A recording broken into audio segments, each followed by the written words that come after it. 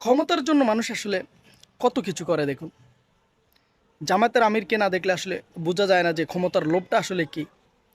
তিনি বলেছেন নারীদেরকে হজরত মোহাম্মদ সাল্লাল্লাহু আলাইহি সাল্লাম সর্বোচ্চ ঝুঁকি নিয়ে যুদ্ধের ময়দানে নিয়ে গিয়েছিল। আমরা নারীদেরকে বাধা দেওয়ার কে? নারীরা তার সর্বোচ্চ সাধ্য অনুযায়ী দেশের জন্য আত্মনিয়োগ করবে। আমরা সেখানে কেন বাধা দিব? নারীদের পোশাক সম্পর্কে যখন তাকে প্রশ্ন করা হয়, তিনি বলেছেন নারীরা যেমন ইচ্ছা তেমন পোশাক পরিধান করবে, এটা তাদের ইচ্ছা।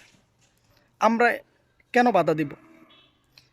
তারা ইসলামের নামে আসলে রাজনীতি করে, জামায়াত ইসলামী। তারা একটা ধর্মভিত্তিক ইসলামী দল হিসেবে তারা আসলে দাবি করে, কিন্তু তাদের এই যে কথাবার্তাগুলো আসলে কি মনে হয়, তারা কি কোনো ইসলামী দল? আমার তো মনে হয় না জামায়াত ইসলামী কোনো একটা ইসলামী দল। কারণ যদি ইসলামী দল মনে হতো বা মনে করতো, তাহলে তারা আসলে কখনোই বলতো না যে নারীরা যেমনই পোশাক ইচ্ছা তারা পরবে।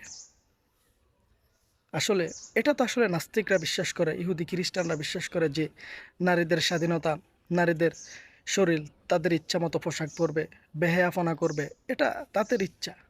কিন্তু ইসলাম এটা বলে না। ইসলাম পর্দার একটা বিধান আছে। জামায়াতের আমিরের এটা ভুলে গেলে চলবে না যে পর্দার একটা ফরজ বিধান আল্লাহ তাআলা মানুষদের মাঝে আসলে চাপিয়ে দিয়েছে। এটাকে অবশ্যই পালন করতে হবে, কারণ এটা আল্লাহর আদেশ। ক্ষমতার জন্য মানুষ আসলে কত কিছু করতে পারে। ধর্মের নামে তারা রাজনীতি করে, কিন্তু আসলে ধর্ম পালন করতে চায় না, ফরজ বিধানকে তারা অস্বীকার করে। এটাই নাকি জামায়াত ইসলামী।